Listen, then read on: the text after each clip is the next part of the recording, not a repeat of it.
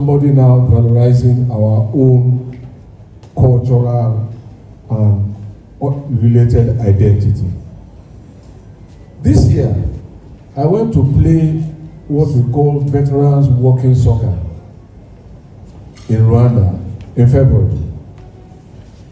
So, I met a colonel in the Rwandan army, who, when he realized that I was Nigerian, came to me. We were sitting down and having lunch. He came to me and saluted and said, oh, that he just wanted to express his courtesies to us, their big brother, that we trained him in Jaji.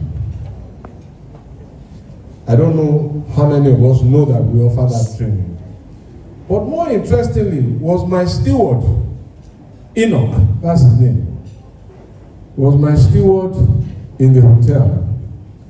And one day he accosted me and said he loved this Nigerian cap, the Gobi. There were some Nigerians who came to have an event, and he saw one of them and said, where can he get it? He said he really loved the hat. So I said, don't worry, I will get it for you. And he didn't believe. So immediately I came back, I found 2 Gobis that never won, put them in DHL and sent them to him. And what he did immediately, because I don't use WhatsApp, my aide who sent it to him, he posted himself dressed in the 2 Gobis to my aide. So he's happy. So why am I telling these stories? That there are things that other people celebrate about us that we just walk past. We are not a lost cause. That's why I'm telling these stories. During the Nations Cup that was held in Egypt, I don't remember what year, it was 2016 or 2019 or something, when I went to watch. Everywhere that I was identified as a Nigerian, the people who wanted to interact with me were asking me about J.J. Okocha. They were asking me about Amokachi. They were asking me about Nwankwo Kanu. They were not asking me about the small minority who give us a very bad name in international fraud and all those funny things. They were asking about our real patriots, our real heroes. And so this is part of our brand.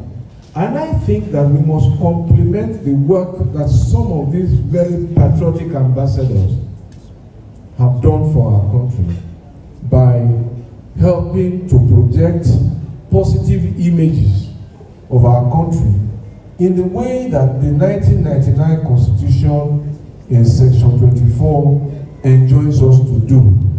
I don't know how many people who are here have read the Nigerian Constitution, but it is possible that we will know more about another country's constitution than we know about our own.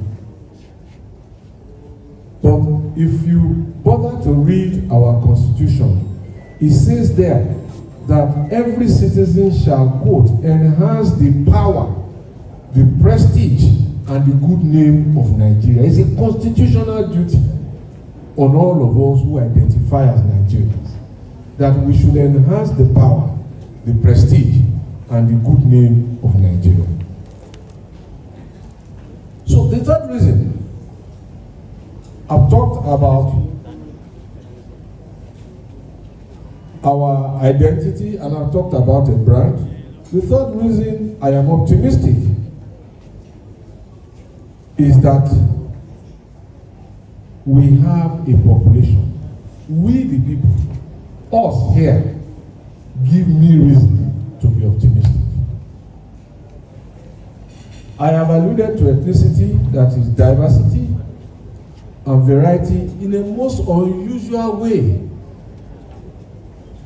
You will see that even amongst us who are Yoruba speaking, we still have inherent diversities. You will see the style of Akogbo's cap. It speaks to a particular part of Yoruba land, distinct from the Gobi. And there are many other varieties. And this is the land where the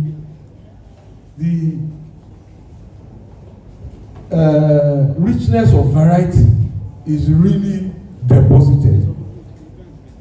And so if we have so much variety, I ask us to then ask ourselves, why is it that Italians, Chinese, Japanese, Dutch, and many other people from other parts of the world just go to one territory across the North Atlantic and choose to live together there and live peacefully under a 50-state arrangement?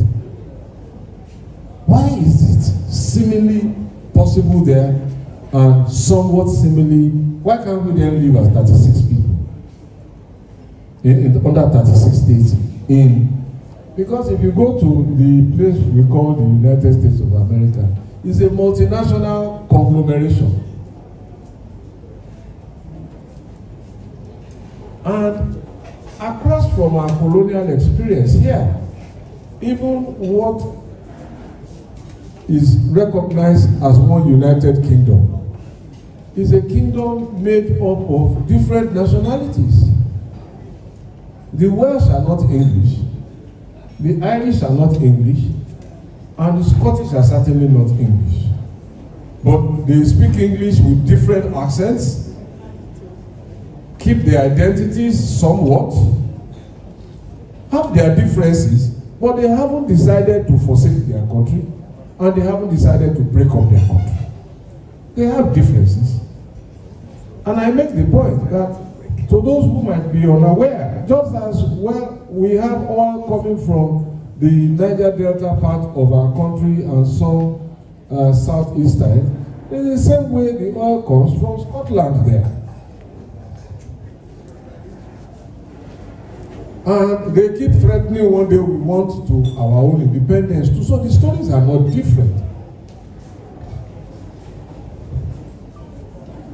What are the lessons that we can therefore learn from their sacrifice, from their compromise, that keeps them together and breeds hope for their people, in spite of the clear differences, in spite of the conflicts they have had, in spite of the high cost of living? Whatever anybody may have to say about this, cost of living is not a unique problem to any one nation. It is a global problem.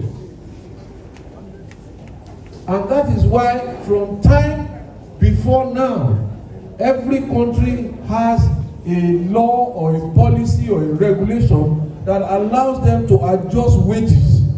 They have been there for a long time. If cost of living never moved, there would have been no need to adjust wages.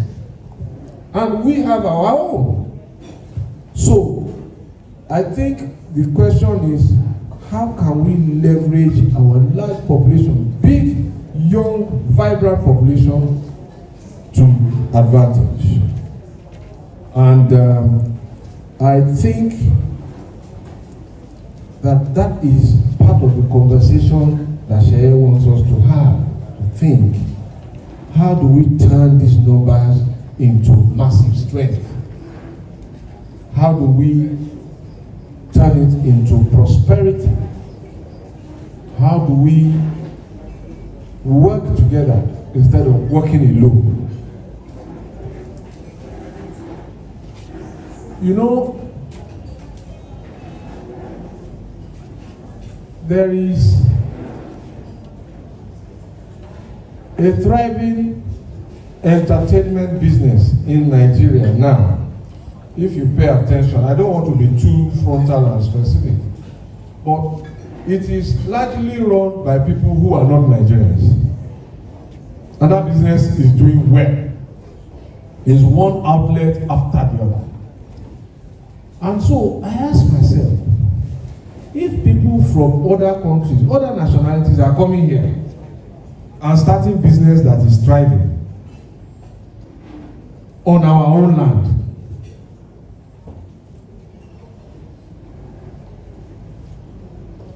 and they are bringing their families, something must ask us to look very calmly. What are they seeing that we are not seeing? We must be challenged to look inwards. If people are coming to our country and setting up businesses and thriving and prospering and living here when they could live anywhere else, is there something we are missing? Because that is happening all around us.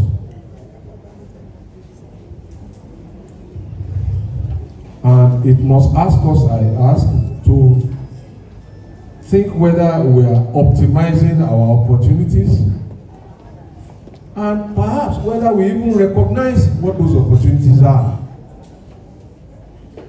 Certainly, if people from other countries choose to live and work in Nigeria, it cannot be anything but a place of possibilities and I dare say a place of optimism.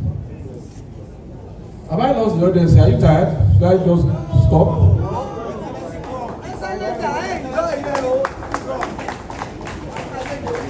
So it's something. So I love football. I used to play actively. Now I play for recreation, but I still watch very avidly. So you will see that a Waneri and a Saka, clearly Nigerians, I mean people of Nigeria descent, they are not playing here. They are playing for England. There is one Adeyemi Omoba, who is playing for Germany from here. This is where his heritage is. And interestingly, and Ugochukwu is playing for Armenia. And so I spend my time sometimes when I'm watching football just picking out Nigerian names and people of Nigerian descent.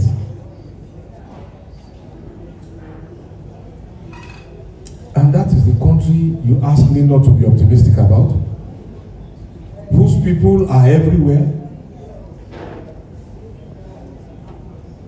who show enormous capacity.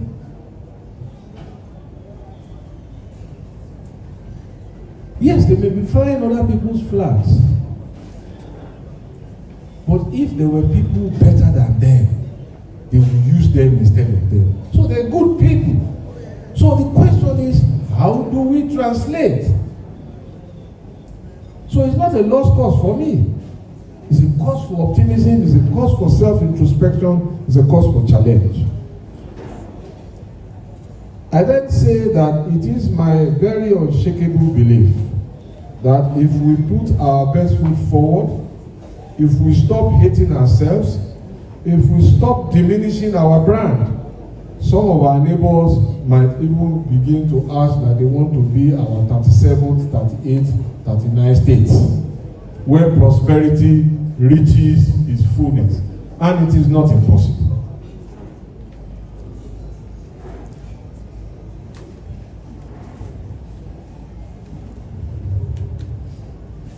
I think that we are the classic case of an enterprise that is just too big to fail.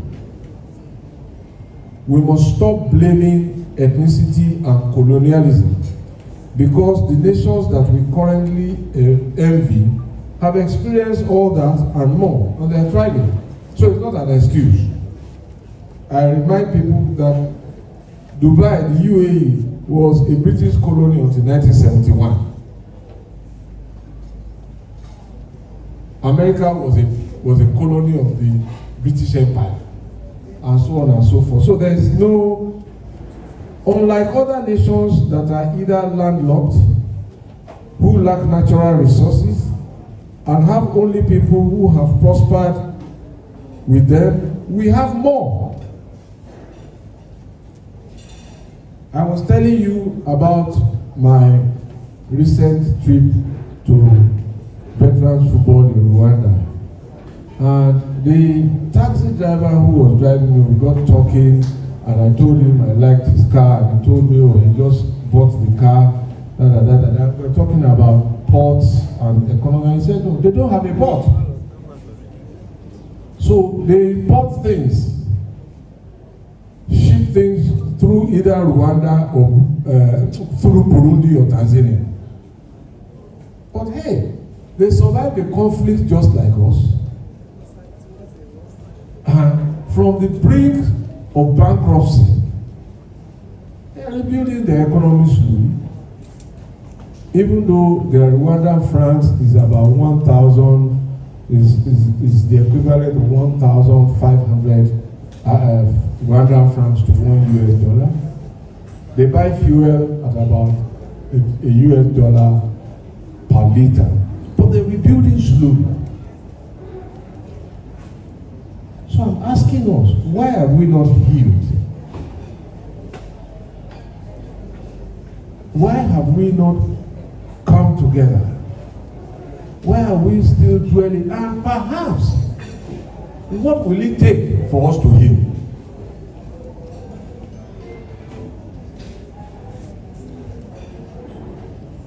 But I conclude this part by saying that we gain nothing, absolutely nothing, by refusing to heal.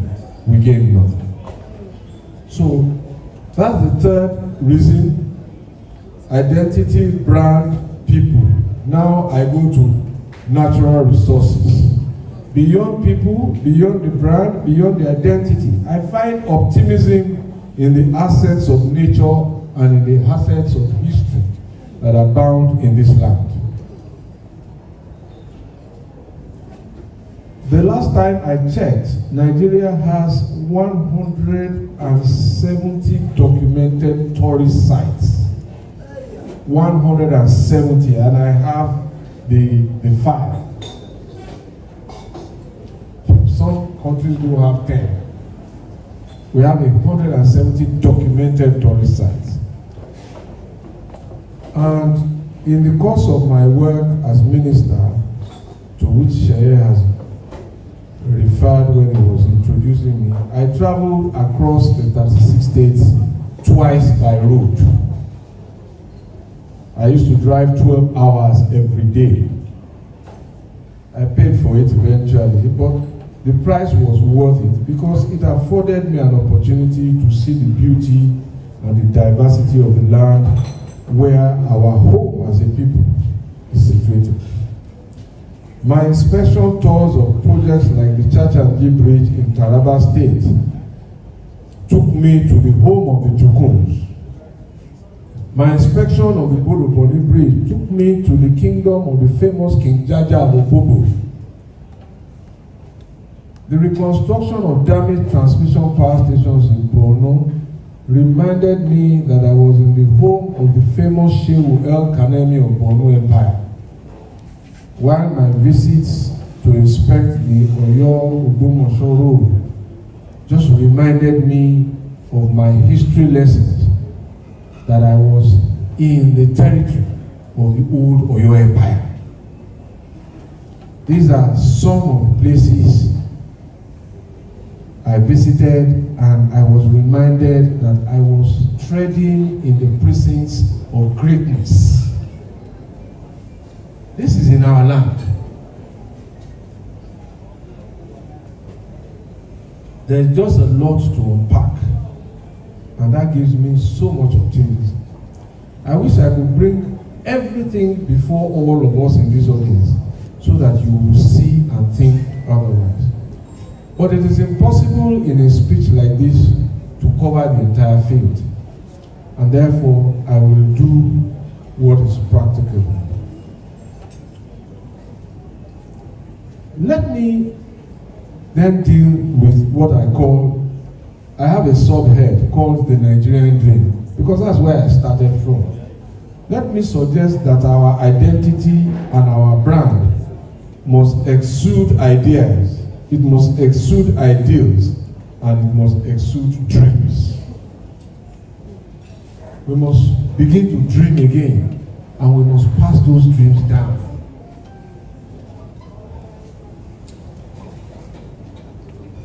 But what is the Nigerian dream? Who knows what the Nigerian dream is? Who can define it? Who can articulate it? And if we see the Nigerian dream, will we recognize it? So I started by saying Seye represented the Nigerian dream. Grass to grace, work hard, go to school, build something, be something. That's something to hold on to. That it is possible for everybody to have a shot in your own field. But I think this conversation, if it doesn't answer questions, perhaps will leave us all going home, hopefully, trying to articulate perhaps what the Nigerian dream will look like.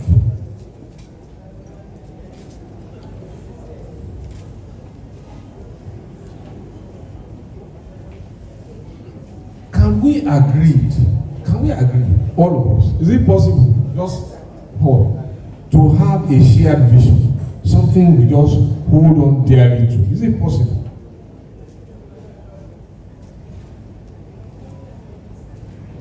It's quiet in the hall, eh?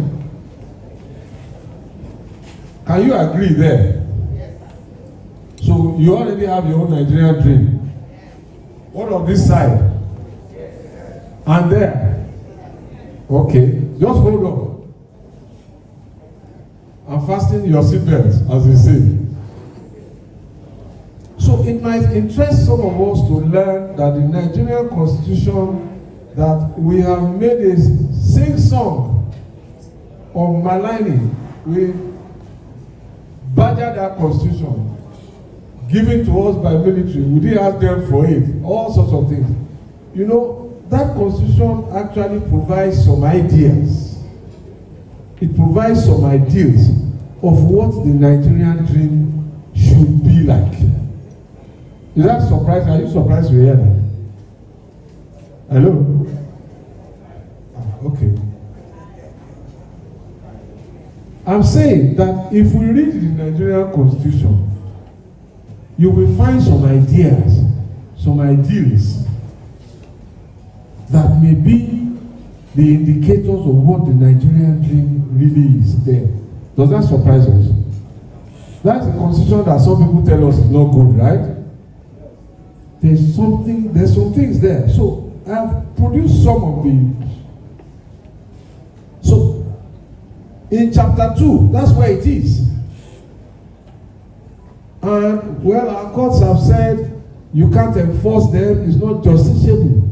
Because they cannot be enforced in court, does not derive from their utilitarian objective and something that we can pursue as a people, as a social and political commitment. And this is covered in sections 13 to sections 24, for those who want to go and read it. I just mention a few. Section 14.2a says that sovereignty belongs to the people of Nigeria. That's important. Sovereignty does not belong to anybody, any individual, but us. What we want is what will happen if we come together. That's very important. In some other countries, sovereignty belongs to one man. Here, the Constitution says it belongs to us, we the people. It then says that security and welfare of the people shall be the primary purpose of government. That is an ideal. It's an idea. Why does government exist? To secure us and to look after our welfare. Yes, we have security challenges, but it then goes on to say that that provision that deals with federal character, we all know it, not so? But how many of us remember its purpose? It says the federal character is so that no predominance of persons from a few states or ethnic groups shall exist in the composition of government or its agency. That's the purpose. No one group shall take undue advantage.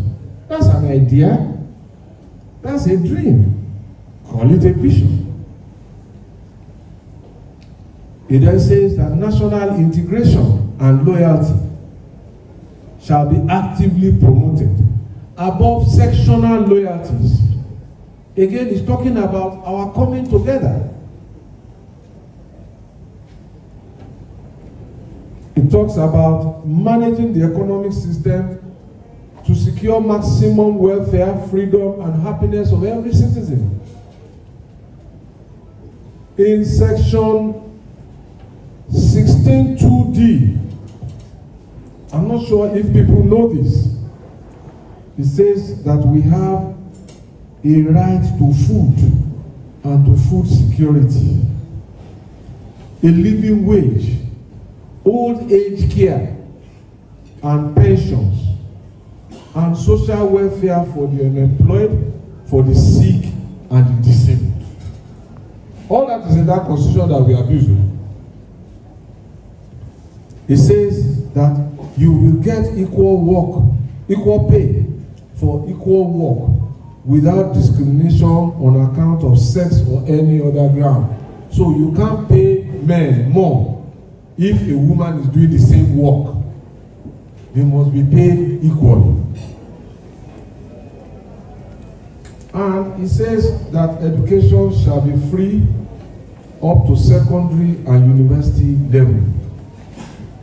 And it then talks about national ethics, which will be built on discipline, on integrity, dignity of labor, social justice, religious tolerance, self-reliance, and patriotism. So all of this is in that constitution. Is this something worthy of dreaming about? Are these dreams that we can aspire to and work for? That's the question. So some of my colleagues at the bar and other public commentators have condemned this constitution almost unredeemably when it suits them.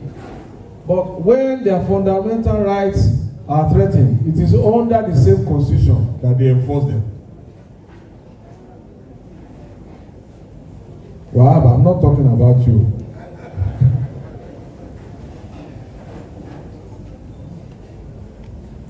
Okay. So let me go to, I hear people want to eat now.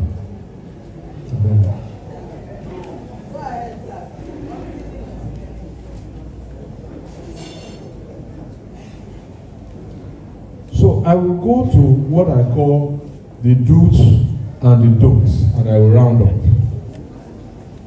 So there are many do's and don'ts that we must imbibe as a people who have an identity, who have a brand, and who have resources. But I will deal with a few just to demonstrate that all is not lost, and that the life of a nation, I liken the life of a nation to a journey of hills and valleys. Every time you climb a hill, there's a valley beneath. And what you want to do is to stay at top of the hill and less at the valley. So, the first don't is don't give up on the Nigerian brand. That's the first don't. The brand, don't give up on it. And I'm not going to dwell too much on it. Don't give up on the Nigerian brand. But I recommend an article, there's an article online. It's called A Century of Humiliation. A Century of Humiliation. Understanding the Chinese Mindset. A Century of Humiliation. Understanding the Chinese Mindset. It was written by one Andy S. Lee. And it just shows how China, as a subjugated nation, rose and overcame the powers that subjugated her.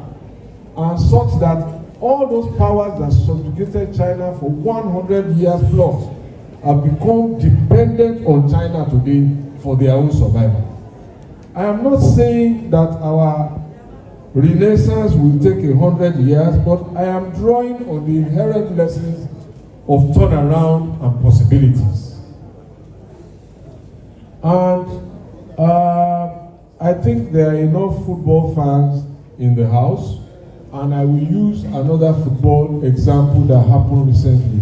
There's a club called Newcastle United Football Club. They waited for 70 years to win a trophy. 70 years. They were in the same league. But their fans didn't stop coming. They had some of the best players who never won, but they didn't stop coming. They believed. The lesson is, why am I telling this? Don't give up on the Nigerian brand.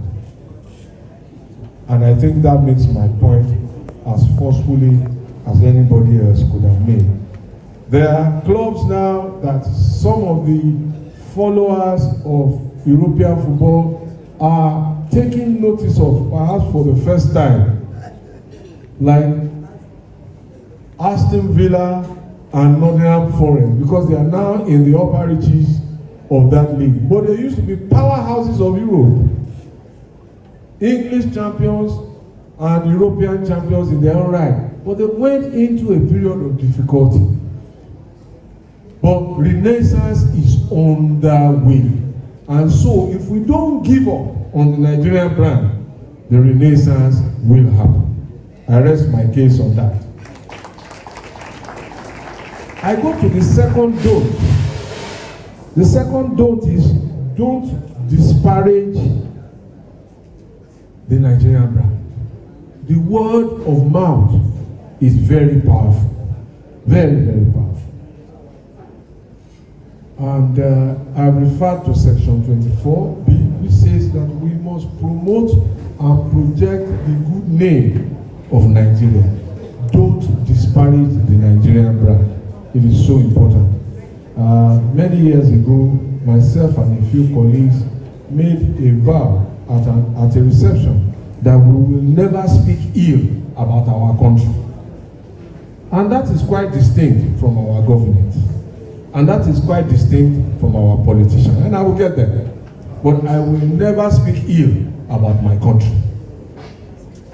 And that is the second don't. Don't disparage the Nigerian brand.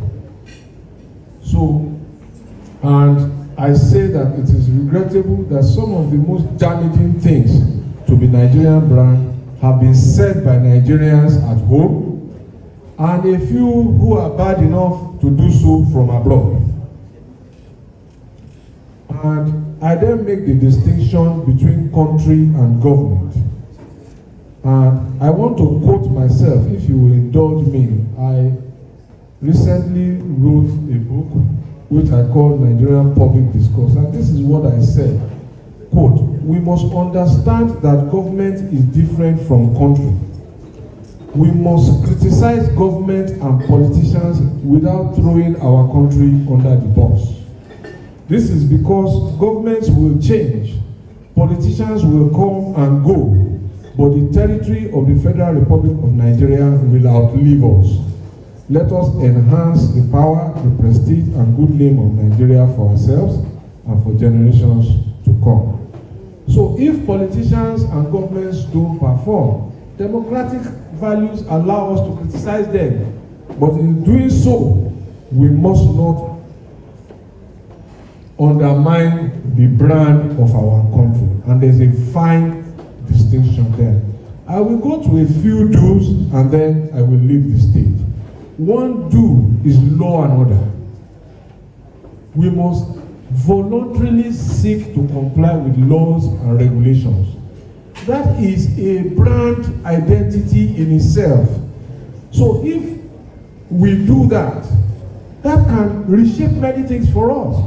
Just imagine if Nigeria was being discussed in some other parts of the world, and somebody says, oh, I've been there. They're very orderly and lawful people. Do you know what that can do for us? So that is one do. The other do, of course, is to then actively promote the Nigerian brand. And this is more than the responsibility of government alone. it is the responsibility of all of us, the media, and so on and so forth. I refer to one nation whose name I don't want to brand them, but they have thrived on an economic strategy of inviting people to their country. Anywhere you meet them in the world, they will say, visit my country. And so, without us being conscious of it, many of us have visited, we have seen the place, and we have become the ambassadors out of persuasion. Can we learn something from that? Wherever we go, ask people, visit our country. I was telling you about the man from Oklahoma who was looking for gbegiri and ewedu. And there's so much more we have to share. I've talked very quickly here about meetings, incentives, conferences, and exhibitions, which is globally discussed under the acronym MICE.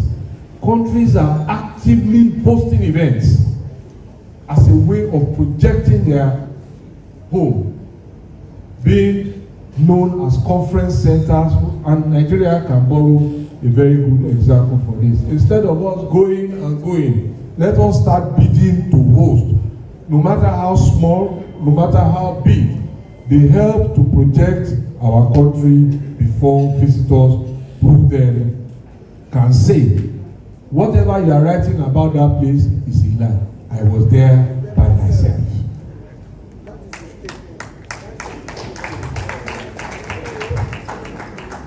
And I think that the last do, which I captioned under films, video, photo, and music, I must acknowledge the positive ambassadorial roles that our artists and those in the creative industries have played in largely positive positioning of our brand. But there is more to do as a matter of strategy and intention in the stories that we tell on films, videos, and in songs. We can project some of the successes of our law enforcement. There are cases where law enforcement has done well. Those can be stories to tell in short videos. And they send a message abroad. We can project some of our infrastructure. So one of the infrastructure we focused on in many of our is the Lekki Link Bridge. But there are so many others. We now have many good hotels. We have good restaurants. We have good nightclubs. We have some very good schools. Whether they be public or private, we have hospitals being built. They must evolve. They must be projected in our movies, because we are selling a story of ourselves to the world. And so we must be intentional about that. We have a rail system now.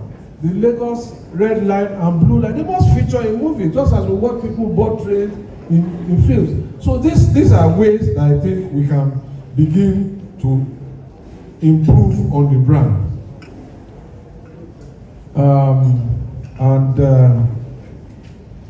I will now conclude by saying that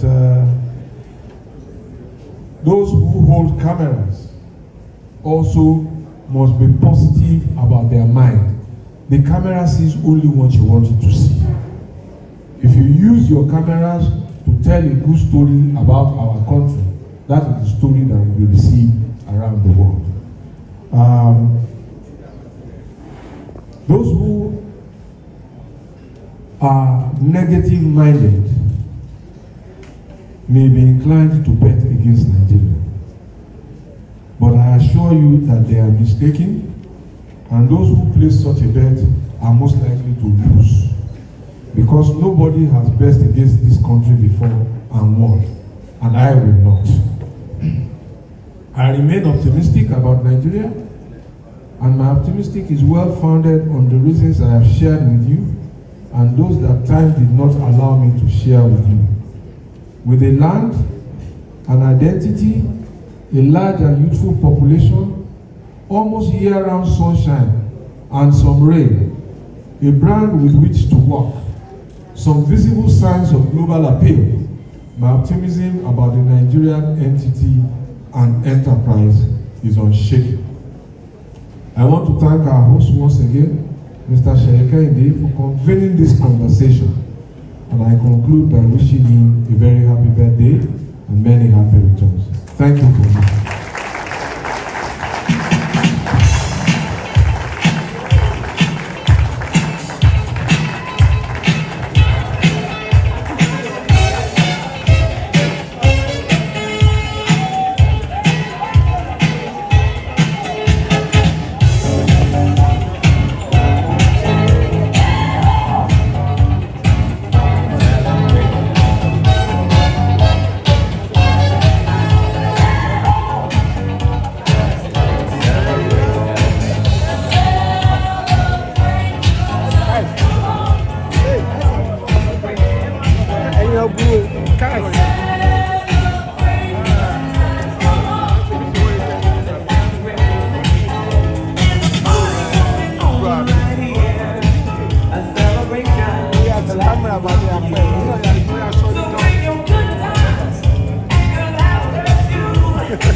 Cholo,